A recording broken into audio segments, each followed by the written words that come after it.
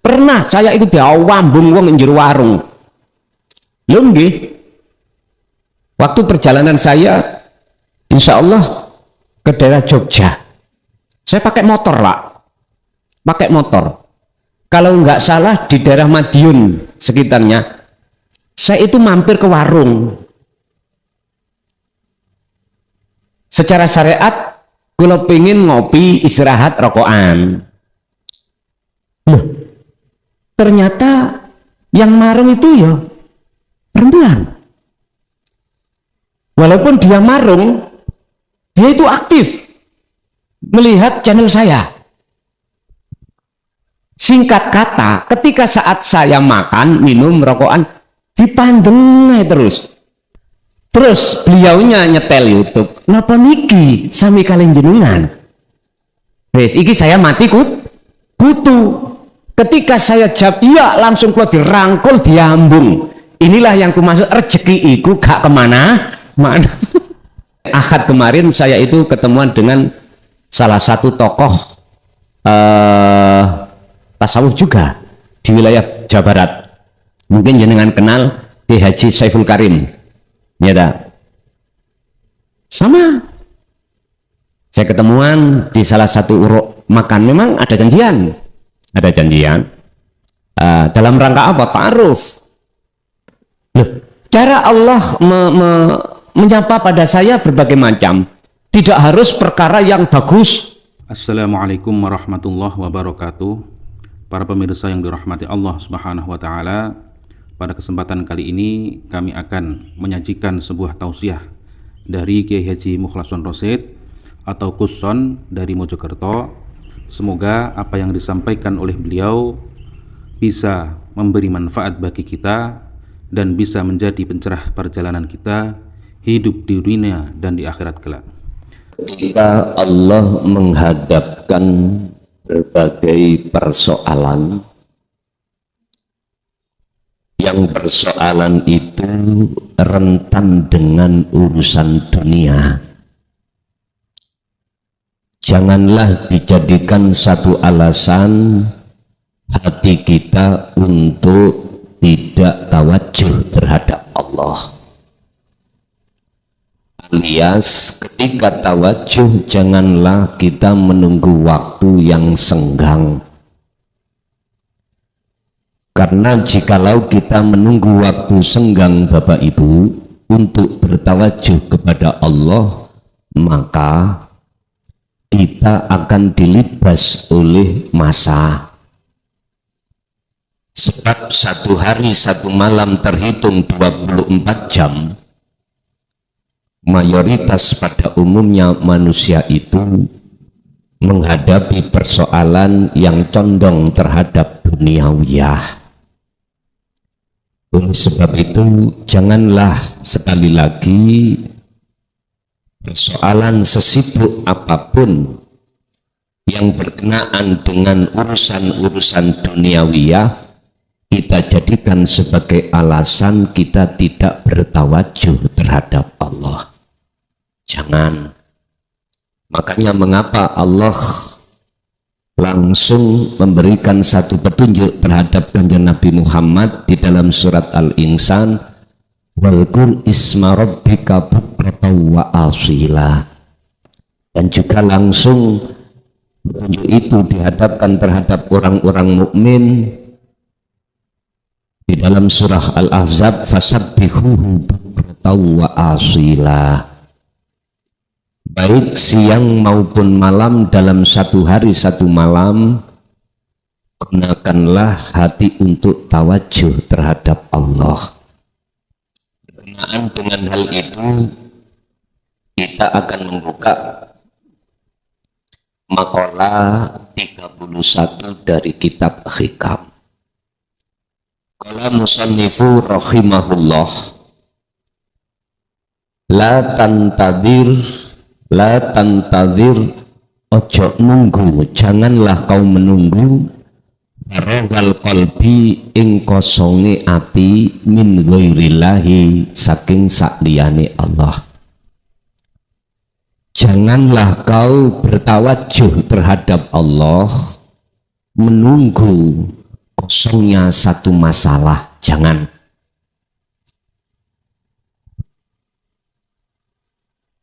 La tatarokop, ojo nunggu siro furu wal aghyari ing kotonge sakliyane Allah.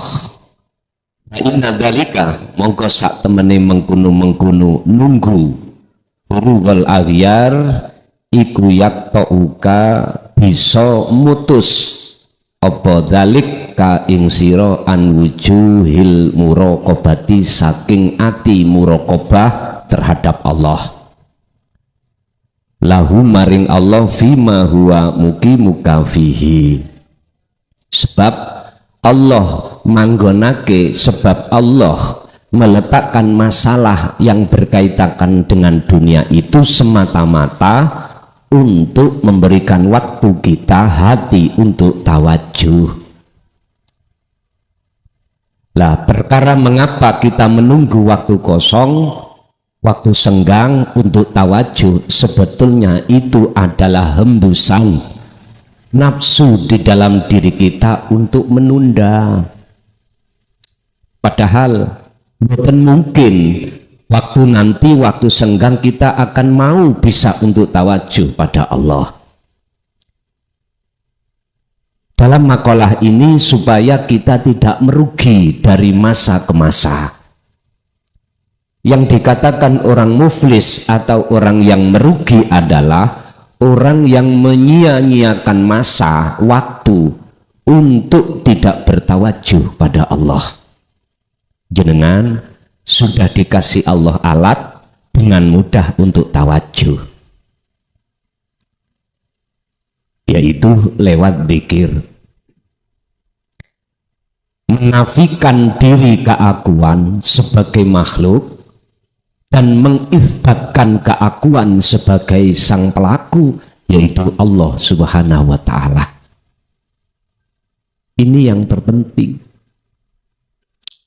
Ilmu tentang tauhid setinggi apapun, ilmu tentang tasawuf setinggi apapun, itu tidak akan pernah bermanfaat, tak akan pernah ada buahnya jikalau kita sembrono dengan masa untuk tidak bertawajuh. Sebab kuncinya orang sukses adalah awalnya muqaddimah itu cerah, mesti natijahnya itu cerah.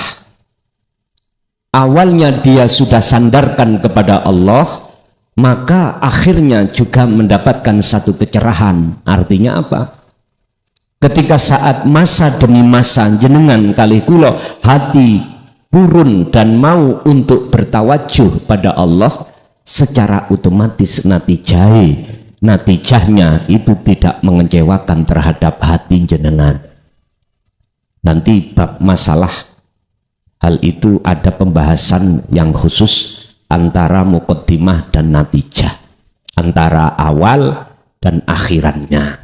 Cuman kita malam hari ini akan membahas tentang bagaimana masa demi masa itu hati jenengan kalih kula ini tidak tergolong hati yang merugi di mata Allah. Al-makna utawi maknanya, maksudnya makalah di atas iku idza fa'alta tatkalane agawe sira ibadatan ing satu ibadah kasolati seperti solat, ya falatan tadir, mongko ojo nunggu sira faragha qalbika ing kotonge ati ira min ghairillahi ta'ala, saking liyane Allah ta'ala. Ketika jenengan melakukan ibadah apapun, contoh sholat, jangan menunggu Anda tawajuh kepada Allah iki pada kesempatan yang di dalam hati jenengan tidak ada selain Allah. Jangan. Artinya apa? walaupun di dalam waktu sholat jenengan belum bisa tawajuh, belum bisa khusyuk, lakukan. Untuk tawajuh jenengan datang Allah pada Allah. Caranya bagaimana? Allah sudah memberikan petunjuk di dalam surah Al-Baqarah ayat 238. Bagaimana caranya? Waqumu lillahi qanitin. Jenengan bisa melakukan sholat dengan qanitin khusyuk. Apa? Di depan Allah katakan, yo khafidu ala sholawah wassolatil wusta. Jagalah sholat 5 waktu itu ay al-maktubah as-sholawah. Yang kedua wassolatil wusta, sholat yang ada kaitannya dengan tawajuh, sholat yang ada kaitannya dengan hati. Kalau sholawah 5 waktu itu kaitannya dengan jasmani, tapi wassolatil wusta ada kaitannya dengan rohani. Bikinlah ketika saat sholat 5 waktu juga sholat wusta, atau saya katakan tawajuhlah hati kepada Allah. Dengan begitu waqumu lillahi qanitin, baru kekhusyuan di dalam sholat itu akan terjawab. Petunjuk untuk bisa melakukan sholat wusta sudah Allah kasihkan terhadap kita. Kuncinya ada di zikir. Sudah Pak, tinggal kita mau praktek ngelaksanakake atau mboten atau tidak. Fa inna dzalika mongko sak temene mengkono nunggu kotonge ati iku yu akhiru qalbaka, iku yu akhiru bakal apa mecat utawa ngilangake qalbaka ing ati sira anil muraqabati saking makom muraqabah.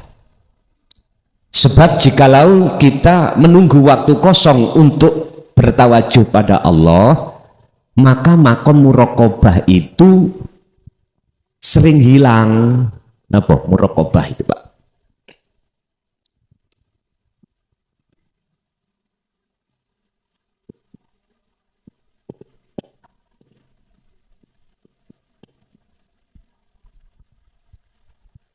Makom muraqabah itu makom di mana di dalam hati kita muncul rasa keyakinan atas kehadiran Allah. Ini ku muraqabah. Kalau hati kita sudah terbiasa merasakan kehadiran Allah di dalam setiap aktivitas kita, maka otomatis akan melebar. Yang melihat kita siapa? Selalu kita dilihat Allah, selalu kita dimonitor Allah, selalu kita dilayani Allah dalam segala aspek apapun. Ini makom muraqabah.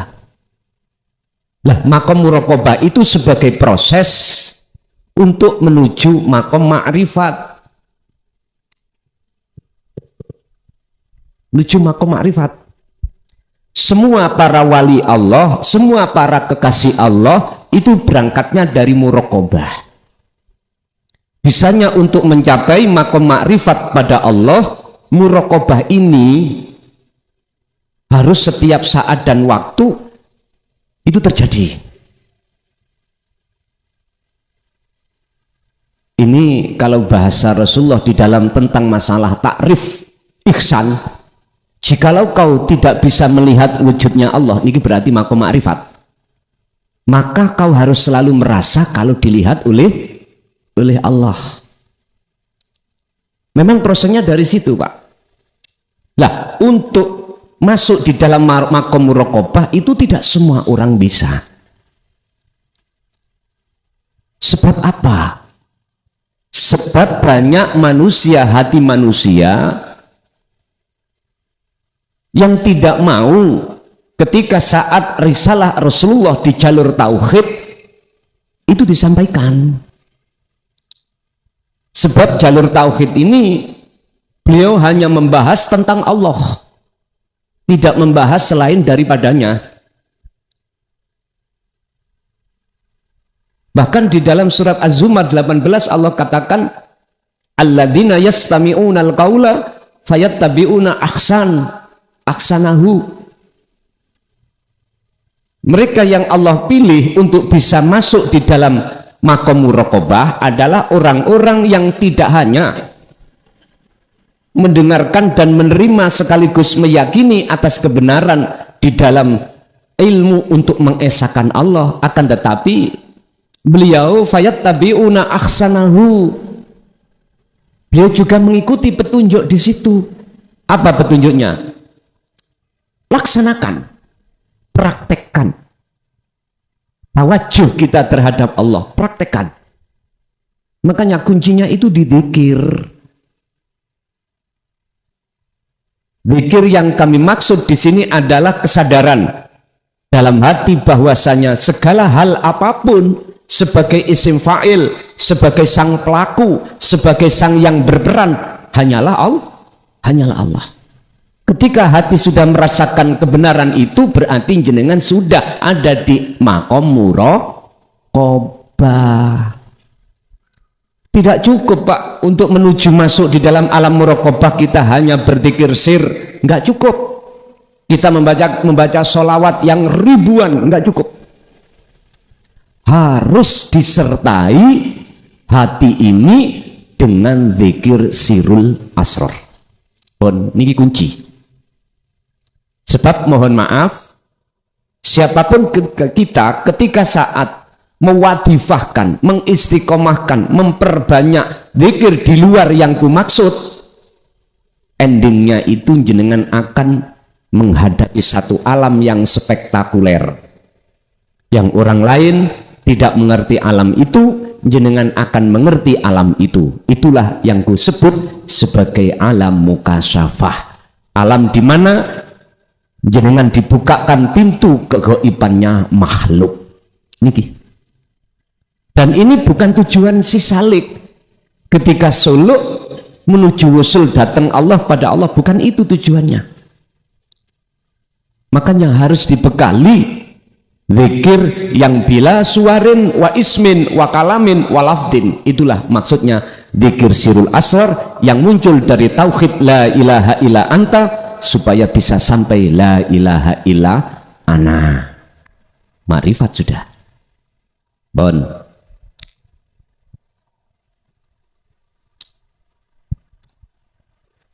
Fa inna dzalika mongko sak temene mengkono tantadir faragh iku yu akhiru qalbaka an muraqabah. Apa makom muraqabah itu? Allati yomakom hiya utawi alati iku asyuru, munculnya rasa bihudurillah, dengan hadirnya Allah, ala annahu ing atase sak temene Allah iku alfailu, sebagai pelaku. Yang disebut, yang dimaksud makom muraqabah adalah allati hiya as-su'uru bi hudurillahi ala annahu al-fa'ilu.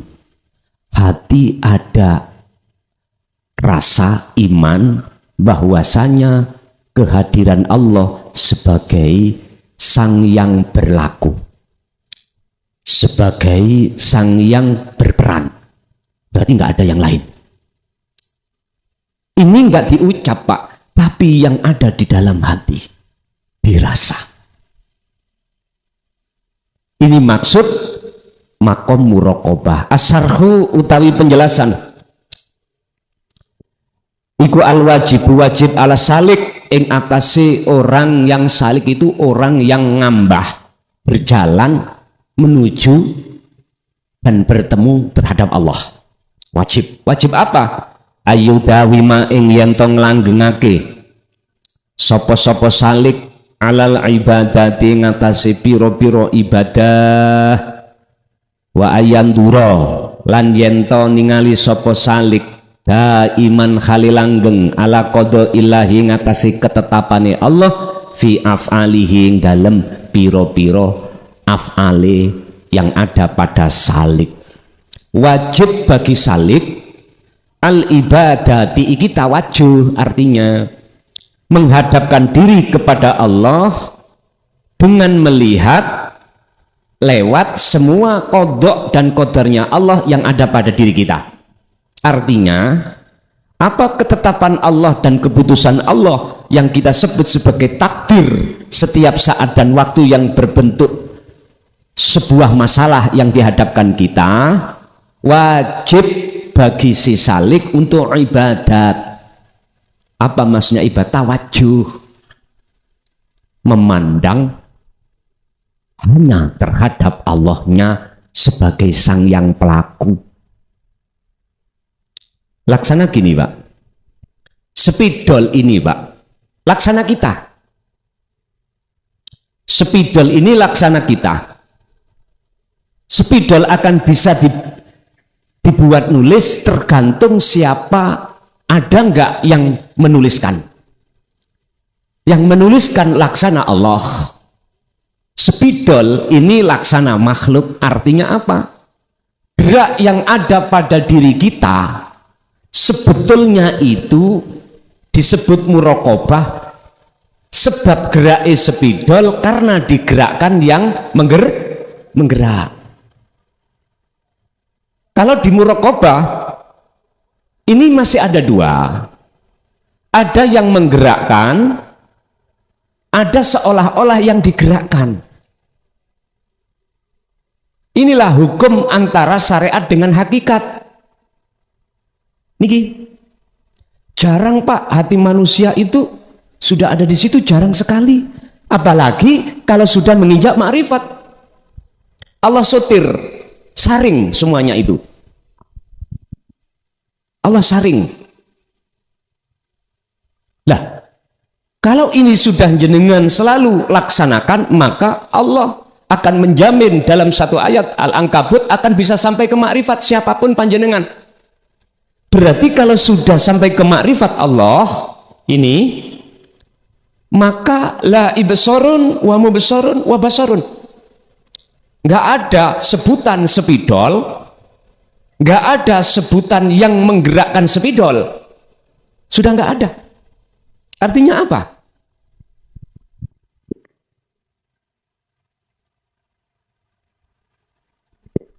Nggak ada bedanya. Tapi bukan berarti ada dua.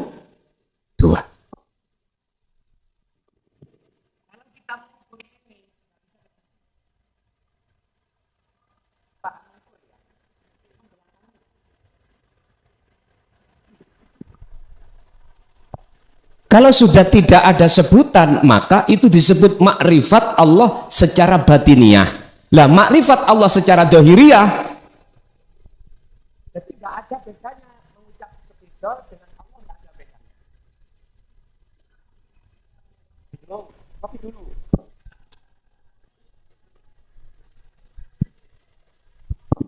Dalam hukum akhlak istimaiyah dan ilahiyah, hukum syariat dan hakikat mengatakan adanya makhluk sebab diadakan oleh Allah. Berarti ada dua ada. Oke, ini sah bagi makom yang ada di muraqabah. Tapi bagi makom yang sudah di makrifat, mboten sah. Di dalam makom muraqabah, ruh itu adalah makhluk. Allah itu adalah khalik. Paham ya? Tapi kalau dikatakan sudah betul-betul di makom makrifat, nggak ada bedanya. Mengapa nggak ada bedanya? Karena keduanya nggak ada. Artinya nggak ada sebutan sudah. Udah Pak, mpun bingung-bingung. Saya yakin dengan mengatasnamakan demi Allah. Jikalau jenengan nanti kalau sudah dimajdud, ditarik Allah di makrifat, apa yang kukatakan ini tadi, jenengan langsung dong dalam hati jenengan. Mpun khawatir jenengan. Kita di muraqabah itu laksana anak kecil Pak. Ketika anak kecil mempunyai keinginan terhadap orang tuanya, Pak belikan saya sepeda motor. Nah belum waktunya. Orang tua pasti menolak, sekalipun orang tua sudah punya uang. Karena perhitungan orang tua, ini nanti kalau kuberikan sepeda, dia akan kecelakaan bahaya. Nggak mungkin. Menunggu waktunya nanti. Makanya kita udah nggak usah mikir pusing-pusing dengan keterangan tadi, jangan dibikin pusing. Udah cukup bagi kita untuk melatih diri untuk bermuraqabah itu, pun dengan cara apapun jenengan monggo. Yang jelas, miturut makalah ini, laksanakanlah tawajuh supaya bisa masuk ke alam ke makom muraqabah. Jangan menunggu kotongi waktu, senggangi waktu, jangan. Untuk melatih diri, monggo jenengan bawa tasbih. Untuk selalu hati mengucap Allah, menyebut nama Allah dalam hati. Enggak apa-apa, ini proses. Atau ada Pak, hitungan yang digital itu ya? Ada. Tapi tetap bisanya masuk ke alam muraqabah. Maka muraqabah kuncinya jenengan harus memfungsikan dzikir sirul asrar baru saged. Nek boten mohal miturut teori. Wala yang bagilan ora sayukjo. Opo ayat ta'atharo yento mempengaruhi bima kelawan opo ya ja'alu kang dadekake opo ma asalika ing salik sakan kelawan mamang wamu awikon lan ngalang-ngalangi li ibadatihi maring ibadahe si salik. Nggak pantes Pak, perkara apa yang Allah hadapkan terhadap kita sebagai si salik ketika saat beribadah hati kita ada kemamangan, ya, hati kita ada satu keraguan. Sebab jikalau itu ada satu kemamangan atau keraguan, maka justru itu akan menghalangi hati kita untuk tawajuh pada Allah. Ngapunten, kadang-kadang kita juga dihadapkan satu keadaan yang seperti ini, sehingga pada saat ibadah secara fisik yang kita lakukan, akhirnya hati ini lupa terhadap Allah. Itulah bentuk yang dimaksud sakan. Sebetulnya segala aktivitas ibadah apapun, baik murni atau tidak murni yang Allah hadapkan, bukan maksud Allah itu untuk mempengaruhi hati kita. Enggak. Aslinya Allah menghadapkan ibadah yang model apapun, itu sebetulnya untuk mempermudah si salik masuk dalam muraqabah pada Allah, untuk tawajuh pada Allah. Karena apa? Karena segala ibadah baik murni maupun tidak murni, Allah ya di situ. Yang nggak murni kita kerja, Allah di situ. Ibu masak di dapur, Allahnya di situ. Mengapa kebanyakan itu sebagai ta'thirat dunya, pengaruh atau perkara yang bisa menghalangi hati kita pada Allah? Itu mah bisikan nafsu di dalam diri kita aja. Allah tidak akan pernah sebetulnya menghadapkan ibadah apapun tujuannya untuk menghalangi hati supaya tidak tawajuh pada Allah. Enggak. Tergantung kita mensikapinya. Kalau jenengan estu betul-betul sudah memegang kunci tali langsung pada Allah yaitu dzikir, tak mungkin Pak. Kalau ini sampai fungsikan, boten mungkin hati panjenengan bisa dipengaruhi oleh keadaan. Nggak mungkin. Karena di dalam keadaan pun ada Allah. Ingat, fi kulli mukawwanat khafiyun hayyun wa huwa wujudullah. Di dalam setiap makhluk, keadaan ini makhluk, disebut keadaan itu makhluk.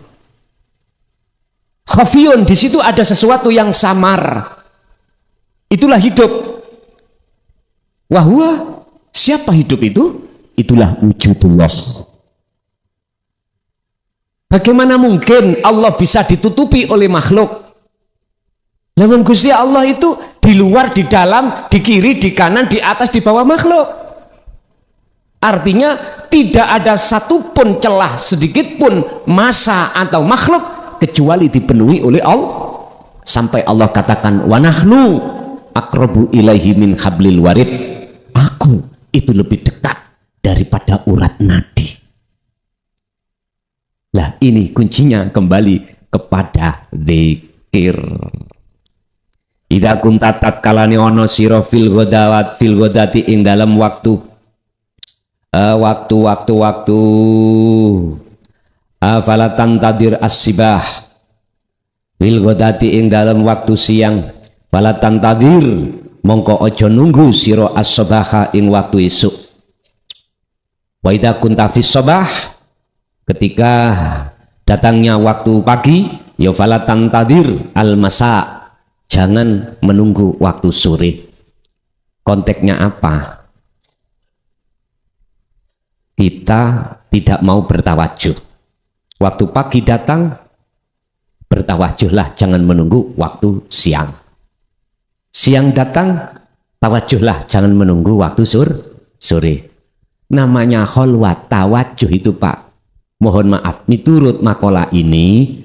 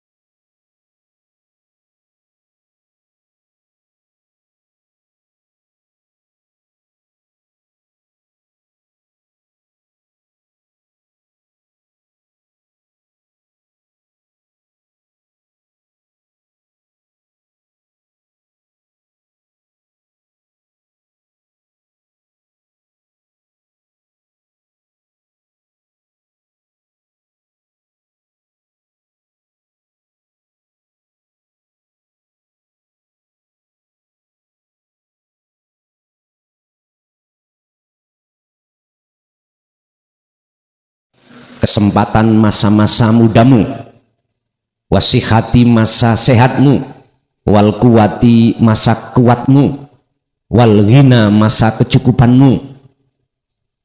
Dibuat apa? Limuwajahatis sayhu khoti, untuk menghadapi masa-masa tua, wal marodi masa sakit, wadokfi masa lemah, wal fikri masa miskin. Artinya Pak, bukan masa muda umur, bukan masa ghina kecukupan dunia, bukan masa yang dimaksud sehat jasmani, bukan masa kekuatan kita masih muda, bukan. Maksudnya apa? Kalau masa tua, kalau masa sehat jasmani dan lain sebagainya itu kan syariati.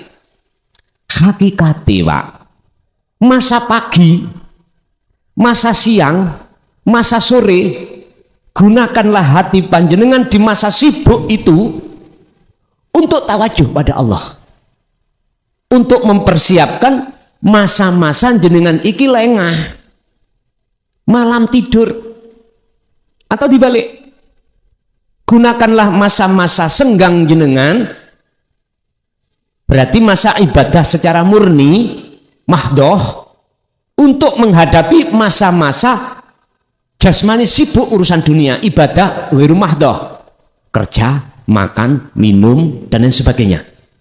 Untuk apa? Bertawajuh.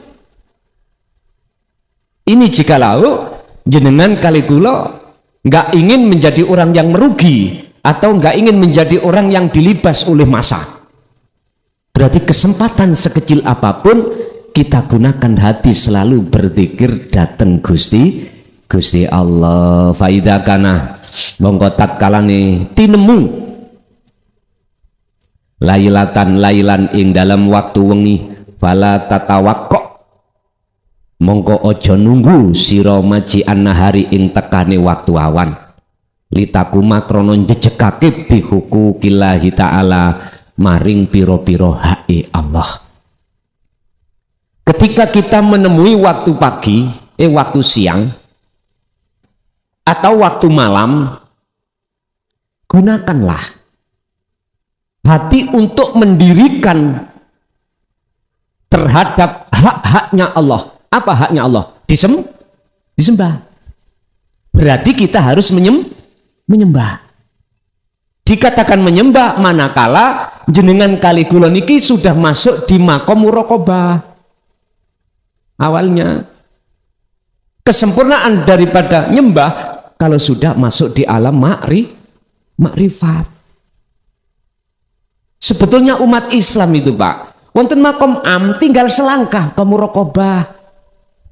Tinggal selangkah. Jenengan yang sudah muraqabah tinggal selangkah ke makom makrifat. Mestinya gitu. Berhubung ilmu tentang penjabaran ini terkesan disembunyikan, maka kita sebagai umat susah untuk mencari jalan yang mudah. Makanya di dalam kitab awal kan saya kasih judul Thariqatus Sirri ila Ma'rifatillah. Jalan mudah Anda untuk bisa sampai makrifat pada Allah. Ini. Sekarang dikembalikan pada kita mau berangkat atau tidak. Hatta tahfadhu sehingga njogo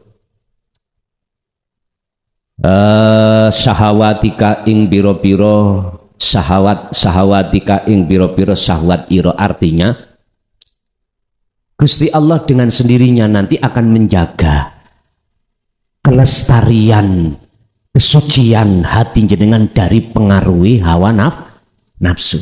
Niku kalau mau. Dan ini bisa dibuktikan, dipraktekkan Pak. Ilmu itu mestinya harus bisa dibuktikan atas apa yang dimaksud. Lah, kita akan menemui apa yang dimaksud kalau memang betul-betul kita sungguh-sungguh untuk melaksanakan hal itu. Wa kadzalika lan kaya mengkono dukur itu idza kuntum al madhkur idza kuntum tatkalani ono sira kabeh bin nahari ing dalam waktu siang. Artinya waktu siang pun sampai gunakan untuk tawajuh, tidak hanya malam tapi juga siang. Dulu saya katakan kalau kholwat itu jangan hanya kholwat khusus saja tapi juga kholwat secara umum. Wala dawuh sapa Allah Gusti Allah fi suratil anbiya ayat ing ayat 35 rupane dawuh kullu nafsin dha'iqatul maut utawi saben-saben yang bernyawa, setiap yang bernyawa iku dha'iqatul maut akan mengalami satu kematian. Wa nablukum lan nguji sapa ingsun Allah kum ing sira kabeh bisyarri wal khairi, saya uji dengan perkara yang jelek, wal khairi perkara yang bagus, fitnatan kelawan dadi ujian. Wa ilaina dan semuanya, wa ilaina lan iku maring ingsun Allah turjauna utawi den balekake sira kabeh. Artinya apa? Setiap diri makhluk yang bernyawa itu pasti akan mengalami satu kematian. Artinya apa ini? Janganlah panjenengan ini akan menemui yang namanya kematian sebelum hati Anda minimal belum ada di muraqabah. Minimal. Wa anibu ila rabbikum wa aslimu lahu min qabli ayyatiyakumul adzab. Kembalilah lekas kau wahai jiwa untuk kembali kepada Allah sebelum datangnya satu kematian. Sebab apa jikalau ini tidak kita laksanakan sumalatun sorun, nanti kau tidak akan mendapatkan pertolongan dari Allah. Kembalinya ruh itu bahasa syariat nggak mungkin akan masuk di dalam cahaya, justru masuk dalam kegelapan. Bahasa syariat yaitu cahaya maksudnya surga, yaitu kegelapan maksudnya neraka. Yang di pojok Sowono ngomong gini, enak gak enak aku son sing rason lapakmu nyocot, misalnya ngunu ya. Ini bahasa Jawa ya bang ya. Bahasa Indonesia ini apa Pak? Enak gak enak aku yang merasakan son, mengapa kamu itu kok yo ngomong aja. Tak jawab, iya bener. Udah monggo. Ingat, Rasulullah dihadirkan Allah di tengah bumi untuk mengeluarkan dari kegelapan, minadz-dzulumati ilan. Udah. Faqala aidan illa rahmatan lil alamin. Udah. Wa nabluukum bisyarri wal khair fitnatan. Allah memakai perkara yang jelek. Ini dasar. Ayat ini dasar surat Al-Anbiya ayat 35. Perkara apa yang kita anggap jelek secara syariah, mohon maaf ya. Dan perkara apa yang kita anggap secara syariat bagus, itu datangnya dari Allah. Tapi ada ayat Pak yang mengatakan kalau jelek datangnya dari nafsumu sendiri, kalau baik datangnya dari Allah. Kira-kira ayat iki tabrakan boten bagi jenengan yang sudah muraqabah. Nggak mungkin Pak wahyu satu dengan yang lain dalam Al-Quran gap, nggak mungkin. Terus letaknya gak tabrakan bagaimana? Min nafsik, kalau jelek min nafsik, dari nafsumu sendiri. Kita bahas tentang masalah nafsik. Nun fa sin. Nafsik berarti niki wonten kaf. Saya membahas nun fa sin, diri. Diri kembali kemana? Ke makhluk, monggo silakan. Diri kembali ke Allah, monggo silakan. Kalau jenengan sudah di muraqabah, lebih-lebih di musyahadah, pasti nun faksin kembalinya kepada Allah.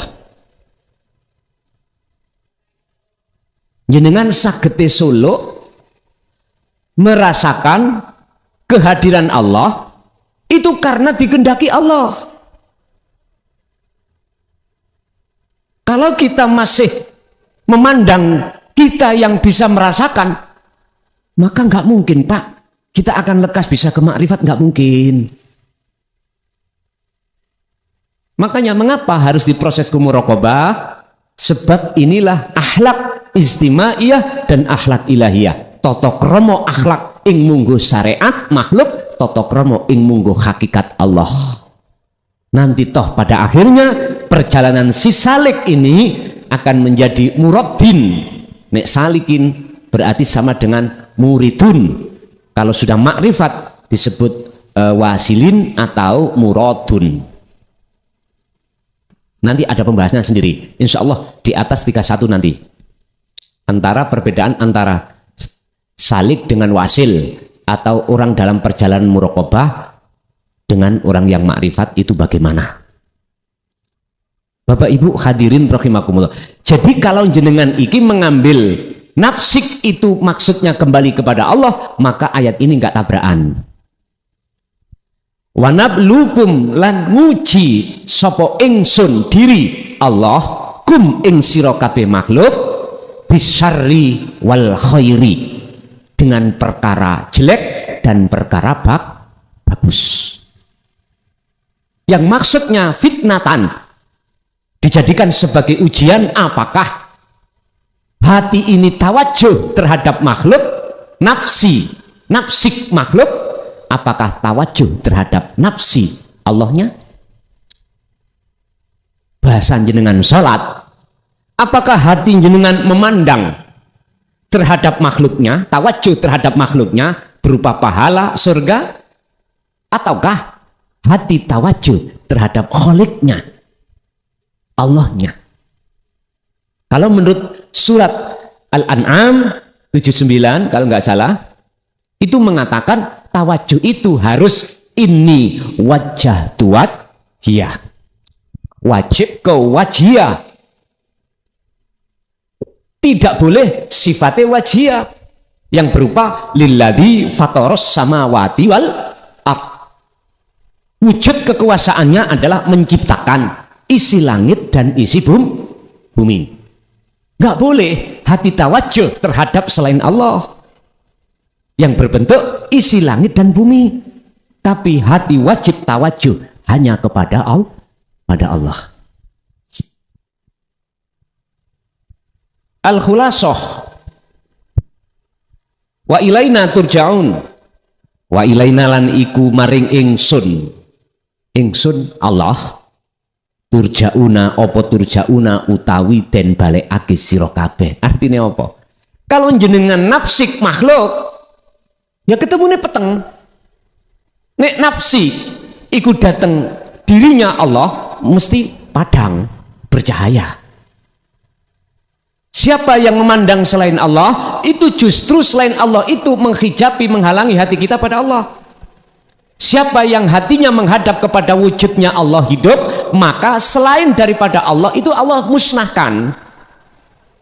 Akhirnya perkara selain Allah tidak menjadikan pengaruh terhadap diri panjenengan. Datang Allah pada Allah. Laksana asinnya air di lautan tidak menjadikan ikan itu dagingnya terasa asin. Padahal setiap saat dan waktu tidak pisah dengan air asin. Apa sebab? Karena ikannya hidup. Hati jenengan kalau memang sudah hidup, dikatakan hati yang hidup, maka kebiari dunia tidak akan pernah bisa mempengaruhi hati jenengan pada Allah. Itu bisanya seperti itu, jenengan kedah daiman ngelanggengake fidzikrikum ing dalam perkara dzikir panjenengan ilallahi ta'ala maring Allah ta'ala. Pun kuncinya ada di situ. Al-khulasatu ringkesan kullu makhlukin utawi saben-saben makhluk iku ja'alan dadekake sapa Allah subhanahu wa ta'ala, dadekake imbahanan ing dadi alat kanggo nguji likol bika maring ati sira ila ayyi syai'in, sehingga ndine perkara taskuru bersyukur kah rupane syukur syahadatu utawi iki iku syukur iku syahadatul makhluk, apakah hati jenengan bersaksi kepada makhluk am syahadatul ahadi atau hati jenengan iki menghadap kepada yang esa. Setiap makhluk apapun Allah jadikan sebagai alat untuk nguji jenengan kali kula ati iki. Sehingga di situ ada pertanyaan, apakah hati jenengan iki menghadap tawajuh terhadap makhluknya ataukah terhadap kholiknya? Makhluk niku tidak hanya yang bernyawa, Pak. Materi tidak bermateri aja, akan tapi juga non materi. Jabatan itu juga makhluk. Kehormatan di tengah masyarakat juga makhluk. Tidak hanya makhluk itu berbentuk benda atau fisik atau bermateri, enggak, non materi juga. Semuanya ini Allah hadapkan terhadap kita, tinggal hati kita bertawajuh kemana. Bersaksi ke siapakah hati kita? Apakah sama yang dimaksud di dalam syariat asyhadu an la ilaha illallah, hanya bersaksi menghadap tawajuh kepada Allah, ataukah selainnya? Jawabannya semua itu tergantung kita di posisi mana.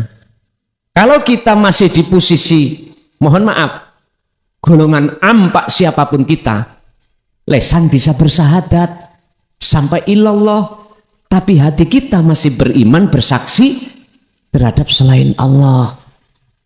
Oleh sebab itu, biar tidak seperti itu, hati kita masuklah kau dalam pendidikan yang mengarah pada muraqabah.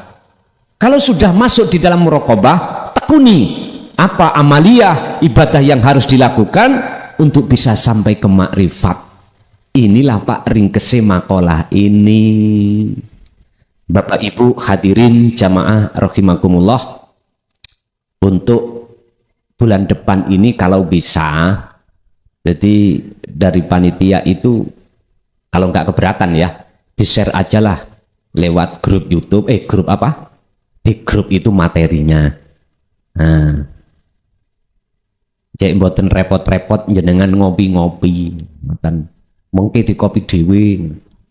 Nah, yang pasal 1 sampai 30 alhamdulillah sudah saya selesaikan. Insya Allah nanti akan dikirim oleh Abah terhadap grup, nanti di print piyambak. Tapi ngeten, nanti pasti saya taskhehkan lagi Pak. Taskhehkan lagi, tidak cukup saya menaskhehkan terhadap ahlinya, akan tapi juga secara nasional akan saya taskhehkan terhadap Menkumham, biar nanti bisa dikonsumsi, dipahami oleh semua umat. Sebab gini Pak, jenengan kalau masuk di dalam matan kitab hikam itu susah sampai memahami, karena bahasa terjemahnya itu lebih banyak memakai bahasa sanepan.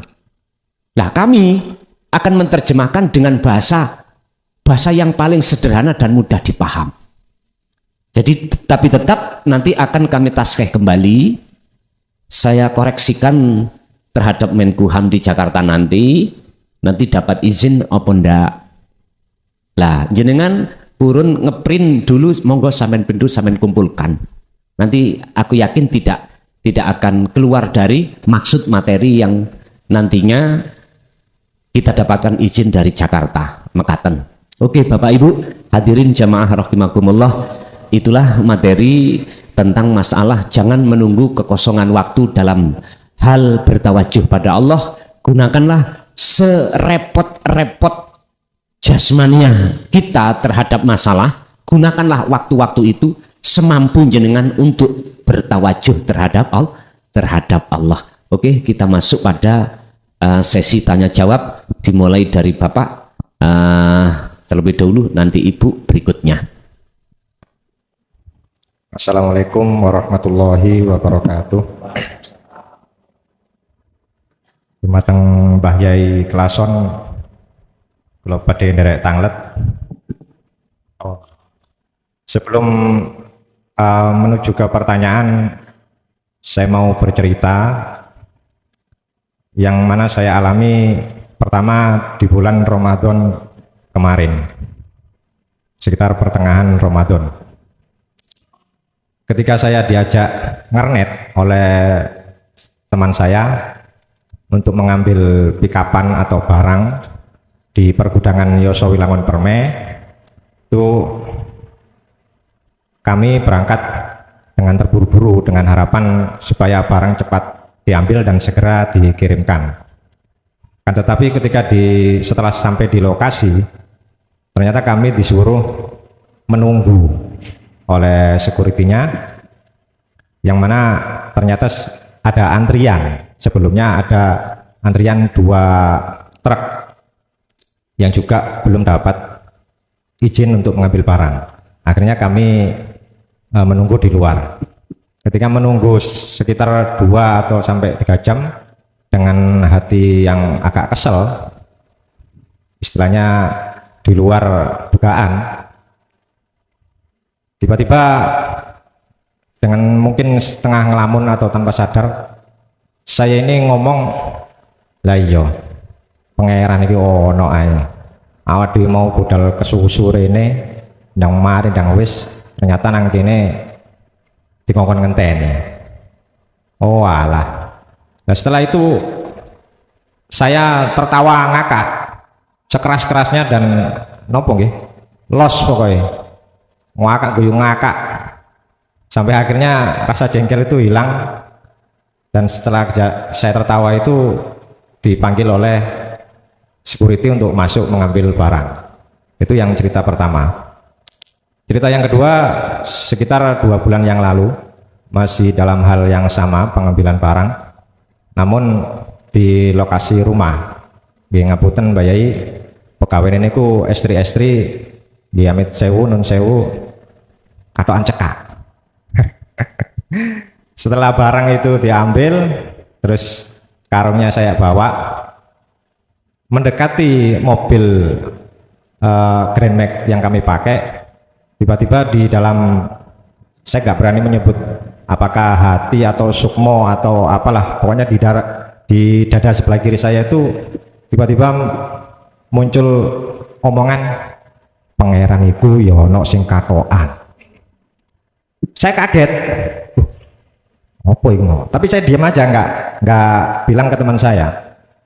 Lah pertanyaan saya, dari 2 peristiwa yang saya alami itu, apa yang saya alami? Kalau dalam kajian ilmu tauhid itu termasuk apa? Termasuk apa ya, pembahasan apalah? Itu pertanyaan yang pertama. Pertanyaan yang kedua, apakah ada bonus atau reward atau apalah yang sejenisnya bagi orang tua atau leluhurnya seseorang yang mungkin ditempatkan oleh Allah di makam ma'rifat, walaupun ma'rifatnya dalam hitungan detik. Mungkin niku mawon sementara ingkang kula tangletaken. Matur nuwun. Assalamualaikum warahmatullahi wabarakatuh. Waalaikumsalam warahmatullahi wabarakatuh. Yang pertama, dari 2 hal yang telah diceritakan itu masuk di dalam surat Al-Anbiya yang kita bahas, itu juga masuk ayat 35, bahwasannya cara Allah menyapa kita sebagai makhluk lewat berbagai persoalan. Tadi persoalannya menunggu, yang kedua persoalannya soalan cekak. Itu cara Allah menyapa kita. Suka-suka Allah untuk memanggil kita. Ya ayyatuhan nafsu, wahai jiwa, jiwamu akan jadi mutmainah anteng manakala irji'i ila rabbik, kalau kau mau kembali padaku.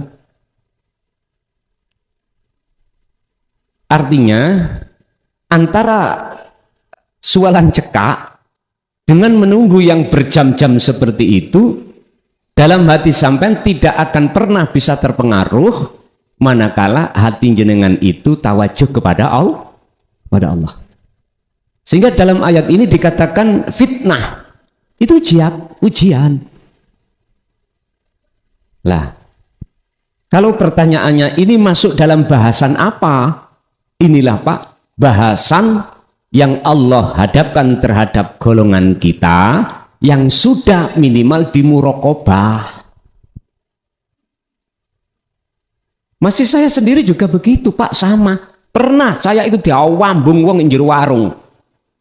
Lho nggih. Waktu perjalanan saya insya Allah ke daerah Jogja. Saya pakai motor Pak. Pakai motor. Kalau nggak salah di daerah Madiun sekitarnya, saya itu mampir ke warung. Secara syariat, kalau pengen ngopi, istirahat, rokokan. Loh, ternyata yang marung itu ya perempuan. Walaupun dia marung, dia itu aktif melihat channel saya. Singkat kata, ketika saat saya makan, minum, rokokan, dipandeng terus. Mungkin dalam benak beliau, iki benar tah orang yang ada di YouTube. Akhirnya apa Pak? Memberanikan diri, beliau mendekat pada saya dan bertanya, jenengan guson ya? Beliau nggak bisa jawab Pak. Saya jawab enggak, itu bohong, gitu. Saya jawab iya, itu saya khawatir riak. Saya sempat diem. Loh, guson siapa Bu? Saya gitu. Terus beliaunya nyetel YouTube. Napa niki sami kalian jenengan? Wes iki saya mati kutu. Ketika saya jawab iya, langsung kalau dirangkul diambung. Inilah yang kumaksud rezeki iku gak kemana-mana. Loh Pak, spontanitas Pak. Kulo nggih meneng mawon. Nggih kulo nikmati lah ngoten toh. Loh. Niku Allah hadapkan cara Allah menyapa saya lewat itu. Mungkin dalam hatinya terharu. Belum pernah ketemu, tapi hatinya condong terhadap materi di konten saya. Seperti tadi hari apa itu? Ini tadi hari apa ini Pak? Ahad kemarin saya itu ketemuan dengan salah satu tokoh tasawuf juga di wilayah Jawa Barat. Mungkin jenengan kenal Ki Haji Saiful Karim. Ya dah. Sama. Saya ketemuan di salah satu makan. Memang ada janjian. Ada janjian. Dalam rangka apa? Ta'aruf. Loh, cara Allah menyapa pada saya berbagai macam. Tidak harus perkara yang bagus, tapi juga perkara yang jelek miturut syariate. Contohnya kalau diambungi kan syariate kan salah. Syariate kan syarri, termasuk perkara Allah lah ngoten toh. Dalam rangka apa? Itu dalam rangka Allah membenahi ketauhidan kita untuk bisa mencapai makrifat yang sempurna lewat disapa. Nabi Ayub Allah sapa lewat penyakitnya yang nggak kunjung sembuh. Akhirnya dengan sakitnya beliau selalu berzikir. Lewat baunya yang nggak enak sampak diungsikan dari kaum ya, dikeluarkan dari kaum. Beliau nggak mengeluh. Justru hal sakit beliau jadikan sebagai lahan sapaan Allah untuk beliau bertemu Allah, bertawajuh. Bon, itu yang pertama. Terus yang kedua tentang masalah bonus. Iya Pak. Otomatis kita itu dikasih Allah berbagai macam, itu boleh dikatakan bonus. Diberikan maksudnya dihadapkan berbagai macam susah dan senang. Saya katakan bonus manakala jenengan ini tidak hanya rohimnya yang bisa bertemu, Rahman ini bertemu. Inilah Pak, fid dunya hasanah wa fil akhirati hasanah. Dikatakan bonus karena bukan tujuan. Dunia sampai kali kula niki sukses itu bonus. Dan janganlah tergiur dengan bonus, akhirnya terbuai yang jatuhnya kita lalai, jangan. Berarti cara kula wau diambung, seorang wanita berarti bonus. Njenengan wong nggih ngoten Pak. Dihadapkan Allah, wanita yang bercelana pendek itu juga bonus. Mengatakan sekilas info. Lanjut.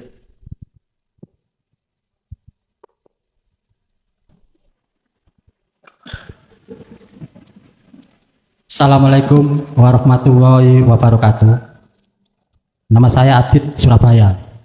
Maaf Gus, sedikit bingung. Dalam topo ing rame saya melihat isi alam semesta ini wujudnya Gusti Allah semua.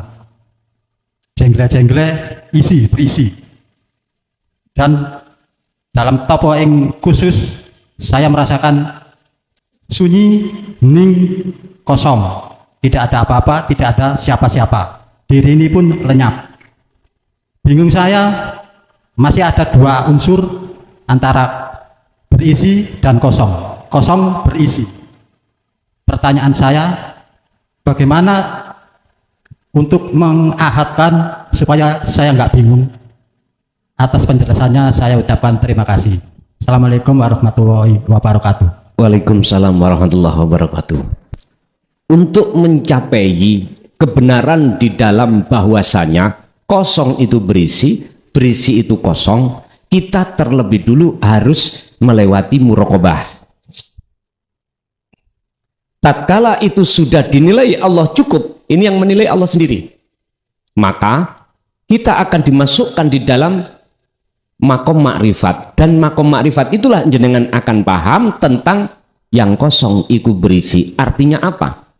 Siapapun di dalam hatinya kalau sudah tiada selain Allah, itulah yang dimaksud ahad, isi tadi. Isi itu tunggal, tunggal itu ahad. Dan barang siapa yang berisi itu sejatinya kosong, artinya barang siapa dalam hatinya masih ada selain Allah, itu berisi. Maka kosonglah tentang ahad, artinya wujud Allah itu tidak akan ada di dalam, mohon maaf ya, wujud Allah seakan-akan itu bisa dihalangi oleh isi tadi. Padahal sebetulnya isi tadilah yang menghalang-halangi kita. Lah, untuk bisa mencapai keesaan bagaimana? Ya wujud sakliyane Allah itu hilangkan. Terus sing ngilang nih yuk Gusti Allah, bukan kita sendiri. Apakah seperti meja ini langsung hilang? Enggak Pak. Siapapun panjenengan, jikalau hati ditarik Allah ke dalam makom makrifat, pandangan mata hati ini tentang wujud selain Allah itu mboten enten. Tapi tetap pandangan dohir, mata dohir, wujud meja tetap ada, sebab diadakan oleh yang ada. Tapi pandangan ainul basiroh panjenengan sudah tidak ada. Artinya apa? Jenengan sudah tidak mandang selain Allah itu wujud. Lah wujud isi dunia langit itu wujudnya Allah semuanya nantinya. Inilah yang dimaksud surat Al-Hadid ayat 3, bahwasanya Allah itu nyata batin, Allah itu nyata dohir. Sementara ngeluh dulu, tapi nggak apa-apa, sing penting sampai laksanakan sendiri.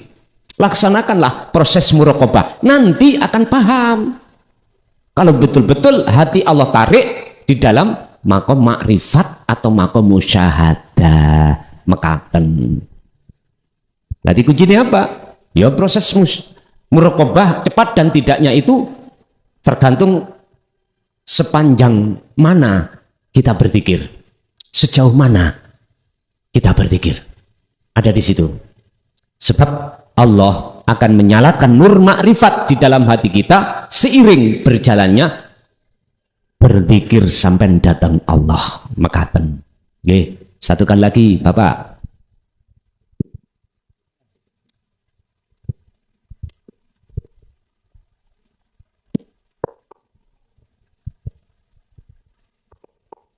Assalamualaikum warahmatullahi wabarakatuh, Bos. Saya yang Abdul Malik dari Giding Lor Kemuning 3. Saya yang dipertanyakan. Agak dikeraskan Pak ya. Ya. Saya udah 3 tahun ikut YouTube sampean. Saya yang dipertanyakan. Saya duduk di Tajalli. Saya tidur. Saya jam 1 sudah biasa tangi. Karena saya yang dipertanyakan duduk di Tajalli tidur. Saya tidur. Ana Tuhan 3 kali. Saya kaget, tangi.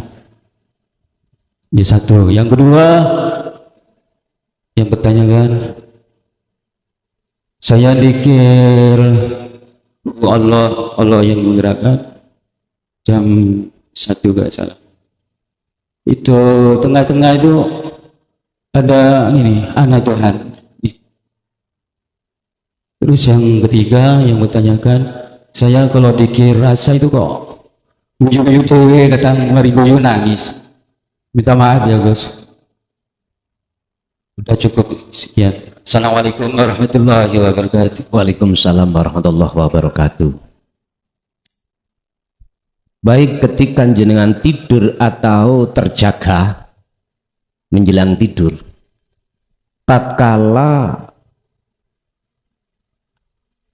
jenengan mendengarkan satu kalimah, yang kalimah mengatakan ana rabbuka, aku Tuhanmu. Ini jenengan harus waspada.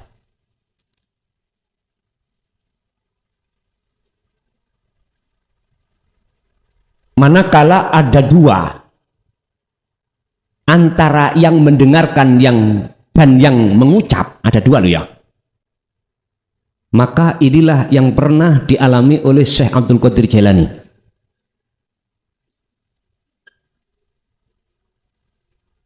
Berarti ini enggak asli. Tapi jikalau mengatakan ana rabbuka, antara yang mendengar dan berucap itu tunggal, maka ini yang asli. Artinya apa? Gini Pak, bagaimana mungkin makhluk yang tidak wujud itu bisa melihat yang wujud? Kita secara akal saja nggak ketemu Pak. Apa mungkin perkara yang tidak wujud itu bisa melihat yang wujud? Nggak mungkin. Atau gini, al-kaunu zulmatun, itu sifat kita. Makhluk itu sifatnya peteng, gelap. Zulmah ai la maujudatun, tidak wujud. Bagaimana mungkin kita yang buta akhirnya gelap bisa mengatakan orang lain itu buta atau tidak? Mungkinkah? Nggak mungkin. Yang bisa mengatakan si A si B itu buta atau tidak buta itu adalah orang yang tidak buta.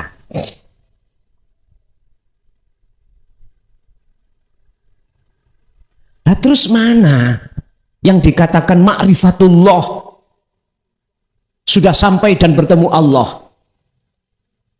Takrifnya bagaimana? Gini Pak, asal muasal kita makhluk itu tidak ada. Olehnya ada sebab diadakan oleh yang ada. Berarti kita nggak punya hak untuk ada. Jikalau jenengan ingin tahu sebetulnya yang ada, kembalilah ke asal kita. Tidak ada. Nah, ketika sudah tidak ada selain Allah di dalam diri Anda, maka disitulah akan nyata yang ada. Berarti yang melihat dan yang dilihat itu yang ada sendiri. Mboten bingung nggih? Lah proses untuk ke situ itu tadi muraqabah dulu. Belajarlah untuk tidak ngaku-ngaku apa yang ada pada diri kita tentang af'al, tentang apapun, jangan diakui. Rasakan dulu kehadiran Allah sebagai sang pelaku.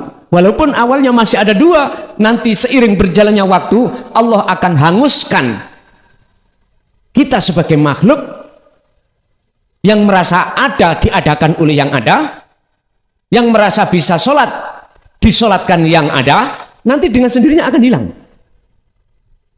Baru akan ketemu di situ. Sehingga nanti antara yang berkata, berkalam, dengan yang mendengar sama, masuk di dalam sifat ma'ani. Antara, mohon maaf, sami'an dengan mutakaliman, ini pelakunya tunggal. Mana? Yorip ibu bapak. Pokoknya tinggal kita itu piye carane Allah ndang lekas memfanakan keakuan diri sebagai hamba, itu aja lewat zikir itu. Yang saya katakan dua tadi adalah masih ada kita yang sebagai makhluk yang mendengar dan ada suara yang mengatakan ana rabbuka. Itu di luar kita. Berarti kita menyangka ada dua. Ini berarti waspadalah, dan ini pernah terjadi pada beliau Syekh Abdul Qadir Jilani ketika mujahadah atau ketika beliau uzlah. Terus dengarkan, nggak apa-apa. Berupayalah memandang siapa di balik kalam itu, di balik ucapan. Nanti jenengan akan digiring oleh Allah dalam pemfanaan keakuan diri yang mendengarkan. Akhirnya udah tunggal, udah itu yang benar. Terus mengapa suatu saat jenengan ketawa? Mengapa saat ketika kita itu menangis? Di saat kita menghadapi berbagai macam problem, itu bentuk buah dari muraqabah. Kita merasa bersalah, akhirnya menangis. Ternyata selama ini kami masih membelakangi Allah, belum bisa menghadap. Ruhaniyah maksud saya. Dengan begitulah akhirnya jenengan dengan kita itu hati merasa bersalah. Wa yaghfir lakum dzunubakum, dan semuanya itu Allah ampuni manakala jenengan kali kula niku estu taubatan nasuhan. Ini mengapa kita terus kadang-kadang juga ketawa. Makanya mengatakan Gusti Allah itu lucu. Kita dihadapkan satu kedamaian di mana ditemukan Allah. Alladzina amanu wa tatmainnu qulubuhum bidzikrillah. Orang-orang yang beriman yang hatinya terasa damai bahagia sehingga jasadnya itu ikut guyu. Disababi apa? Bidzikrillah. Karena kuatnya hatinya berzikir pada Allah. Ingat, ala bidzikrillahi tatmainul qulub. Hanya dengan mengingat Allah, hati akan selalu damai, mekaten. Mungkin ke ibu sekarang, monggo.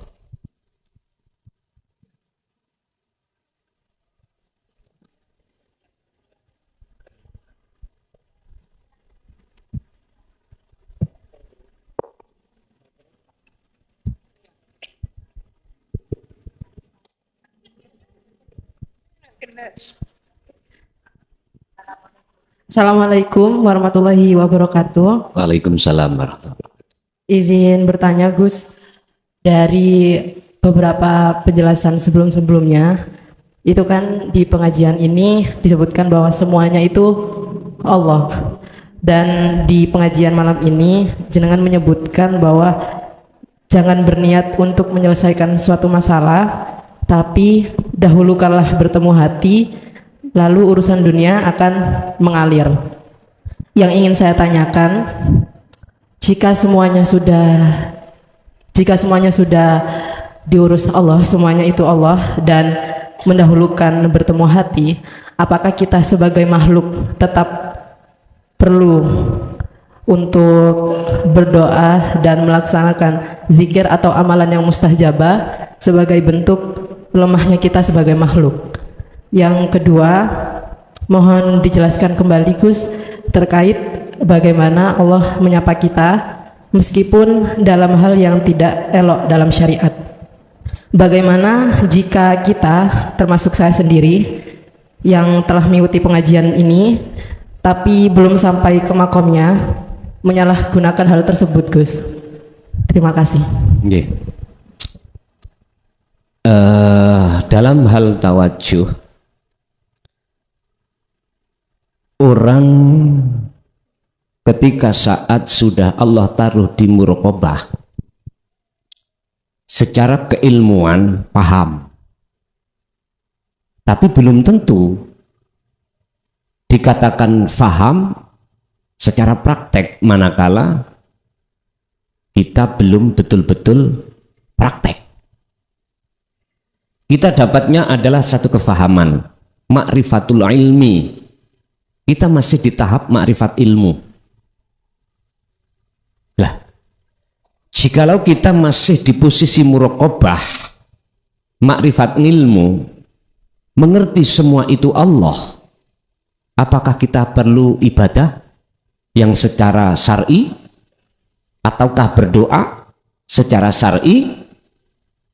Mohon maaf, selama, mohon dicatat, selama jasad ini masih Allah taruh di dunia, secara syar'i wajib bagi kita untuk menjaga akhlak istimaiyah. Tapi lebih wajib lagi jenengan menjaga akhlak ilahiyah di tengah-tengah akhlak istimaiyah. Sebab, mohon maaf, sebetulnya Allah memberikan jalan yang termudah bagi kita untuk bertemu Allah bermacam-macam. Banyak jalan menuju Roma. Kalau kita mengacu pada konsep materi malam hari ini, konsep lo ya, manfaatkan fasilitas yang Allah hadapkan terhadap kita, manfaatkan. Tapi bukan berarti saya akan menyalahkan bagi jenengan yang tidak menjaga akhlak istimaiyah secara kafah di dalam hukum syariat. Enggak. Karena apa? Karena setiap kali Allah mempermudah dengan bentuk memberikan jalan berbagai macam ibadah, itu ada macam dua, murni dan tidak murni. Ketemu berapa Pak? Saya menyalahkan orang lain yang dalam rangka mendekat dan bertemu Allah lewat jalan yang tidak sama dengan saya. Ketemu berapa saya menyalahkan? Sebab jikalau aku menyalahkan orang yang tidak sama berjalannya, jalan menuju dan bertemu terhadap saya, sama halnya saya menyalahkan pada Allah, gitu loh. Hukum wajib tadi saya hantamkan terhadap diri saya sendiri. Urusan hukum wajib jenengan hantamkan terhadap jenengan, monggo. Bagi saya wajib hukumnya akhlak ilahiyah seirama dengan akhlak istimaiyah. Tapi bukan berarti saya menyalahkan orang-orang yang berakhlak istimaiyah itu tidak sempurna, alias bertemu Allah hanya di dalam kondisi selain ibadah murni. Bukan berarti saya menyalahkan, enggak. Bapak Ibu hadirin rahimakumullah, Untuk mensikapi hal itu, dari pertanyaan yang kedua, biar tidak disalahgunakan, kita harus melihat posisi kita. Posisi kita ditaruh mana? Makrifat ilmu saja, ataukah sudah makrifat laku? Makrifat itu mengetahui, sudah paham, sudah mengerti tentang ilmu menuju Allah.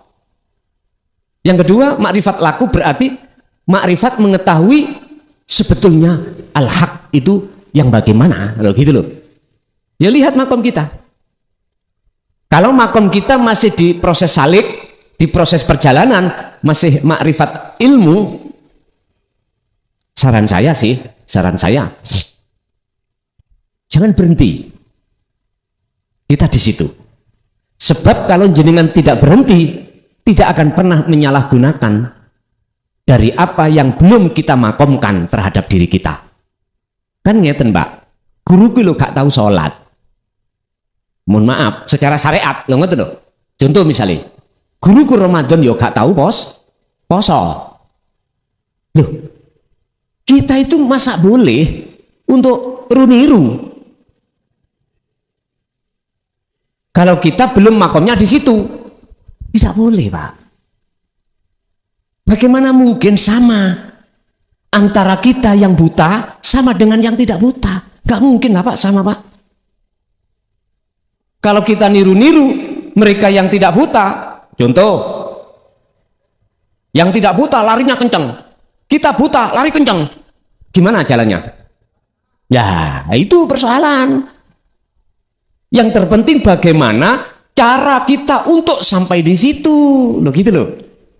Di makom mereka yang tidak buta, udah tidak niru-niru lagi nanti, nggak niru-niru karena makomnya. Saya sebagai masyarakat kecil, tidak punya jabatan, kewenangan, lampu merah tak tabrak, diprit polisi betul, prit. Kalau jenengan Kapolda, minimal Kapolres lah Pak, di daerahnya masing-masing, bahkan presiden apalagi, lampu merah tabrak, ya ora apa-apa. Tapi jangan disimpulkan, oh itu orang memberikan contoh yang tidak benar. Oh enggak Pak, itu kita salah persepsi. Beliau itu punya kewenangan, lebih baik diterak karena pertimbangan persoalan yang penting daripada nunggu seperti kita. Kita nggak punya wewenang, kita tabrak, kena hukum badan. Hukum. Yes, kita melaku berjalan sesuai dengan poksi kita. Poksi kita di mana? Ya udah. Inilah maksud materi ini.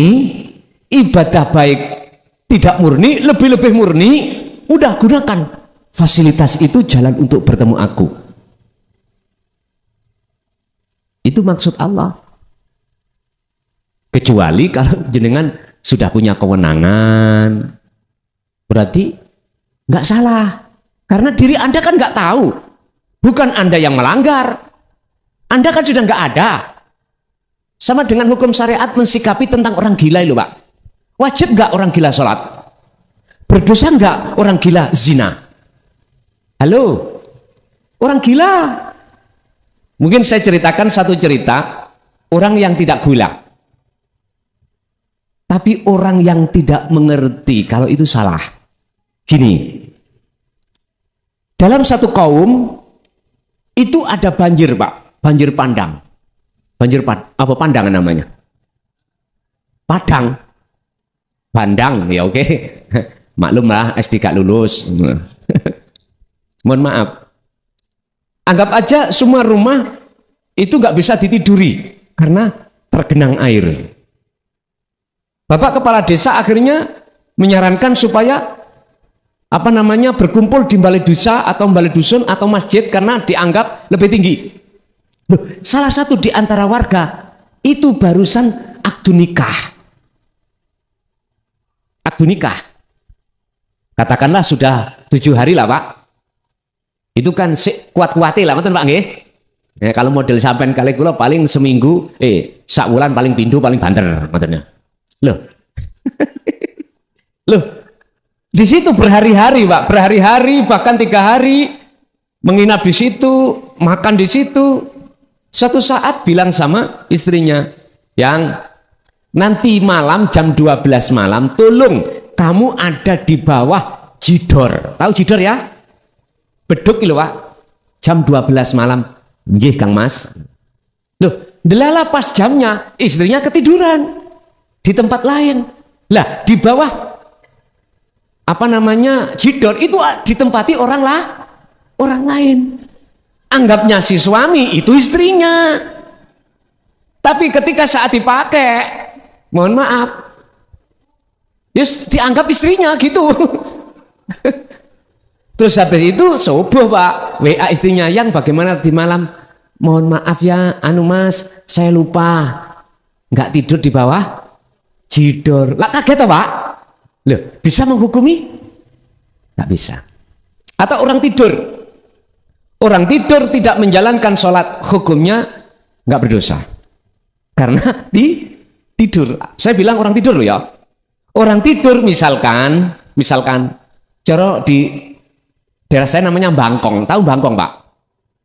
Bangkong, telanjang, jalan di kampung-kampung, berdosa enggak? Bangkong kok.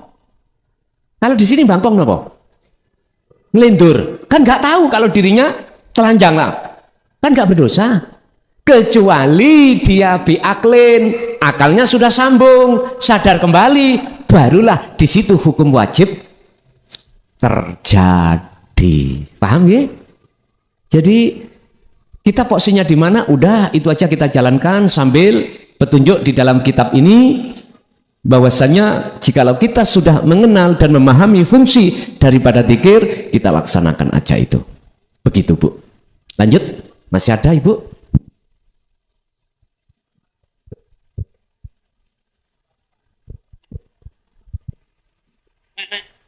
Ada Ibu tadi masih ada. Maaf Bu, saya dari Bangkalan. Ada yang saya mau tanyakan. Bagaimanakah yang dimaksud dengan ayat liman kana yarjullaha wal yaumal akhir? Yang saya tanyakan, yang dimaksud dengan wal yaumil akhir itu gimana, Gus? Yang nomor 2, bagaimanakah hati ini supaya nggak gampang lalai pada Allah? Karena di dalam melakukan aktivitas apapun, secara halus nafsu itu selalu membelokkan kepada selain Allah. Hanya gitu, Gus. Ini di dalam surah Al-Ahzab ayat 21 terkait teladannya Rasulullah. Liman kana yarjullaha, seseorang yang dalam hatinya ada satu keinginan bertemu Allah. Ini awal orang yang akan mengikuti dan meneladani kanjeng Nabi. Hati loh, Pak, ini yang kumaksud hati. Liman terhadap orang yarjullaha, yarju yang mempunyai satu keinginan, mengharapkan terhadap Allah atas pertemuan. Ini hanya orang-orang yang hatinya sudah membuka tentang tauhid. Baru. Sebab siapapun kita, sebelum kita bisa menerima tentang hal itu, hati kita itu semuanya kita akan kepinginannya itu untuk mewah dunia. Untuk bertemu, hajat itu adalah selain Allah. Jenengan masuk surga itu selain Allah. Jenengan ingin pahala itu selain Allah. Mohon maaf. Surga, neraka, pahala itu kesebut makhluk. Inilah yang disebut masyiwallah. Jadi selain Allah itu bukan hanya makhluk yang disebut manusia, disebut kehidupan, kenikmatan dunia aja. Bukan. Surga, neraka, pahala itu juga makhluk. Bidadari juga makhluk. Tapi ayatnya liman kana yarjullaha. Pertama. Kedua, wal yaumal akhirata.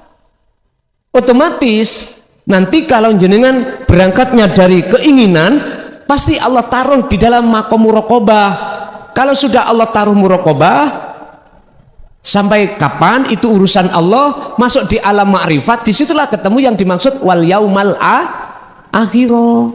akhirata, yaitu alam akhirat. Berarti menurut hakikat alam akhirat gak usah kita menunggu besok dunia ini perang dunia ketiga. Ini kan ning YouTube ya, ning medsos. Sekarang Iran, gitu, terang-terangan diserang oleh Israel sama apa nih Amerika. Saya membaca dan mendengar di YouTube, Pak. Lah, negara Iran itu nggak tinggal diam. Berhubung dia punya potensi untuk menyerang, pasti itu dia serang. Sebab saya yakin di belakang Iran juga ada negara yang besar.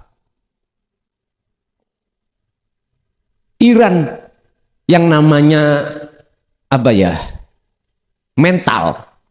Mentalnya itu sudah mental, bukan mental kandang. Ada mendukung sekalian, tambah. Iran itu mayoritas itu Syiah lah. Syiah Islam yang beraliran Syiah. Mayoritas. Tapi kan Sunni juga ada gitu loh. Artinya dia fanatik betul dengan kejadian Karbala, fanatik betul itu, Pak. Sehingga ada bulan-bulan yang mereka sucikan. Artinya harus melakukan proses mengenang Karbala. Karbala itu kan kejadian Hasan Hussein, Pak ya. Hasan Hussein dibunuh, dipenggal kepalanya. Jadi mentalnya itu udah mboten kaleng-kaleng. Lah, di sisi lain ada negara besar juga yang mendukung, akhirnya tambah kendel, berarti tambah semangat, ngoten. Ya pasti itu nanti akan dibalas itu. Saya juga tidak ngomong katanya. Ini Israel sudah dibalas, tinggal balas satunya, entah dengan cara bagaimana. Tergantung petunjuk dari intelijennya. Udah belakang tutup kuno apa. Akhirat itu gak usah menunggu itu. Jenengan waktu makan di situ ada alam akhirat. Jenengan sholat di situ ada alam akhirat. Nah, terus potongan ayat yang terakhir wa dzakarallaha katsiran. Untuk bisa jenengan mencapai muraqabah ke musyahadah alam akhirat, jenengan harus wa dzakara. Artinya zikir. Sifatnya kathiron, wa dzakarallaha lo kembali lagi kuncinya terhadap zikir. Cuman di situ tidak terang-terangan disebutkan sirul asronda. Sampai cari 30 juz terkait zikir yang manakah yang bisa menghantarkan muraqabah ke musyahadah secara terang-terangan nggak ada yang ditulis. Tapi kalau jenengan mau membuka Quran di dalam hati jenengan, pasti akan ketemu. Pasti akan ketemu. Wah, itu ngaji gak logis. Logis itu yang kena dibaca. Lah ngeten nggih. Nyuwun sewu. Kalau Anda tidak mengatakan tidak logis, Anda ingin makan dan merasakan buah anggur.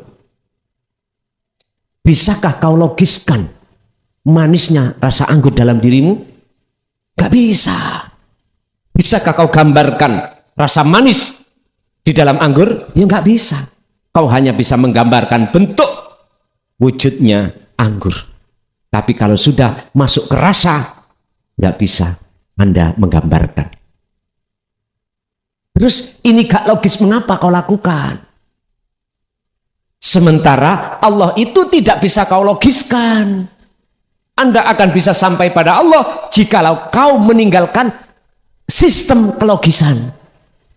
Lah, sistem logis itu hanyalah sebagai penghantar kefahaman Anda untuk mempermudah bagaimana untuk masuk di luar logis. Loh, di situ loh. Bapak, waktu kita tidur bermimpi. Bisakah kita logiskan? Nggak bisa. Padahal itu fakta. Contoh, jenengan tidur dikejar anjing mau digigit, lari mboten? Pasti jenengan lari. Gak mungkin, aku mimpi cokoten. Gak mungkin. Entah kalau jenengan dikejar perempuan. Lain lagi. Bon,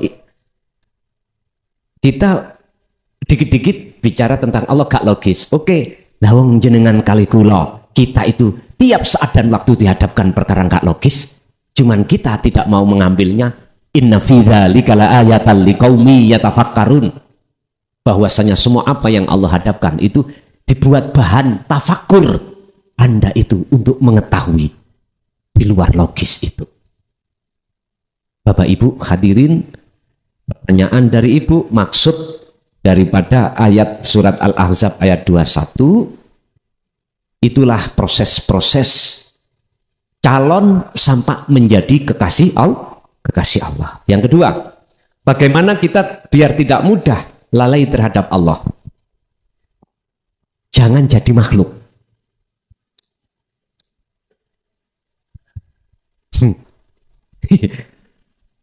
Artinya gini loh Pak, apa yang ada, pohon yang ada di dalam jagat hati kita yang disebut sajaratul basyariyah, tebang itu.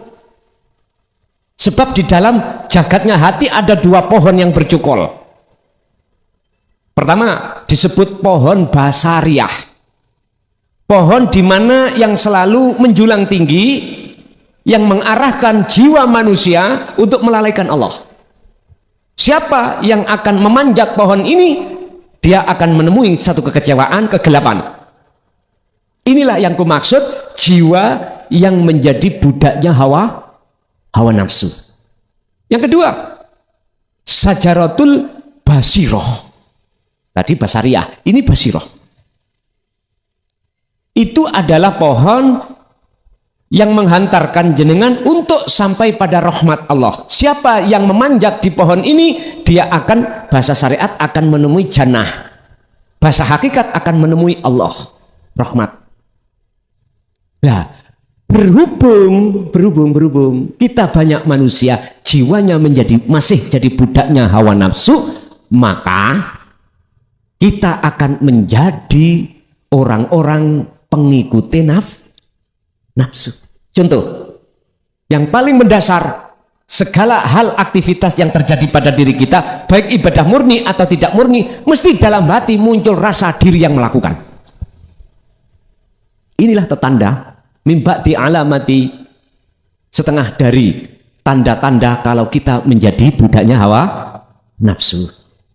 Sehingga di dalam makalah yang lain, beliau Ibnu Athaillah mengatakan, janganlah kau anggap nafsu itu minta bagian di perkara maksiat secara syariat saja. Tidak, dia pun masuk di perkara taat menurut syariat. Halus Pak niki Pak. Tiba apa yang kulakukan, sholat, ngaji, ceramah, itu masih ada kepentingan hawa nafsu. Insya Allah. Tebang. Cara menebang bagaimana? Tidak mengenal waktu dan tempat, sibukkanlah hati Anda, wa'tasimu bihablillahi jami'an wala tafarraqu. Pegang teguh tali Allah. Mana yang dimaksud tali? Zikir itu. Mekatan Bu. Satu lagi Ibu.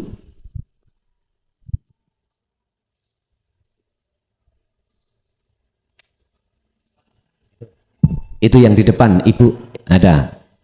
Mic-nya tolong. Nah. Sabar Bu, itu masih diambilkan Bu ya.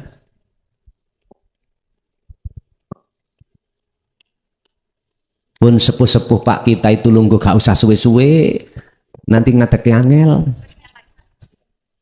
Assalamualaikum warahmatullahi wabarakatuh. Waalaikumsalam. Nama saya Indri dari Surabaya. Ini mau tanya, ini kan mau mendekati malam satu suro. Amal apa yang kita baca secara hakikat Gus? Terima kasih. Amal apa yang kita baca menjelang satu surah atau satu Muharram, karena di dalam bulan Muharram itu penuh dengan hikmah-hikmah, khususnya sejarah terkait hari keemasan umat Islam. Amalan apa yang harus kita lakukan secara hakikat? Amalan apapun ya, tanpa terkecuali. Silahkan, yang terpenting hati jenengan tahu kepada Allah.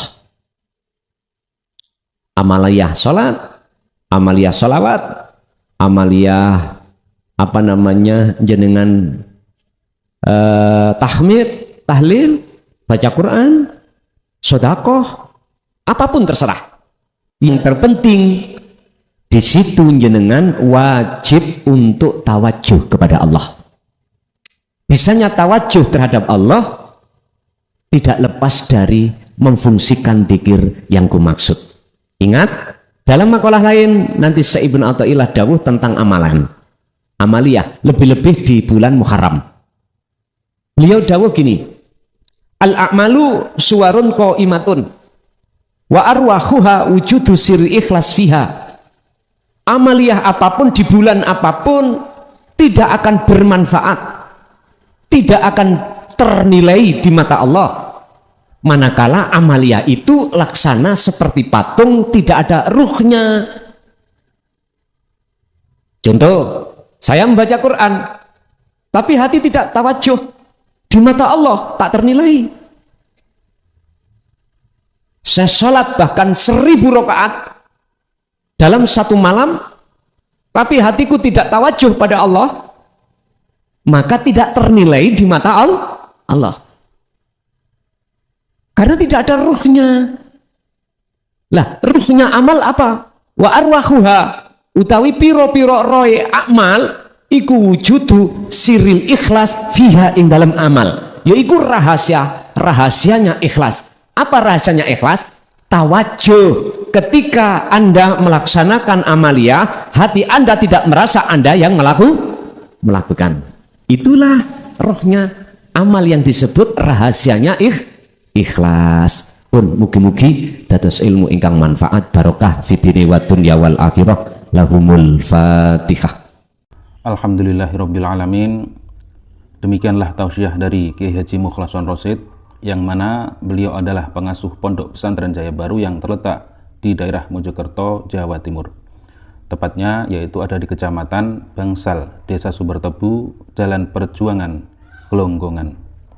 Beliau adalah ulama sufi, ulama tauhid yang mengajarkan ilmu-ilmu tauhid dan tasawuf, yang mana dalam ilmu ini juga berkaitan dengan ilmu leluhur Jawa yang mengutamakan ajaran kebatinan atau ilmu ruhani, yang pembahasannya tentang ranah ruhani, bukan ranah syariat atau ilmu luar.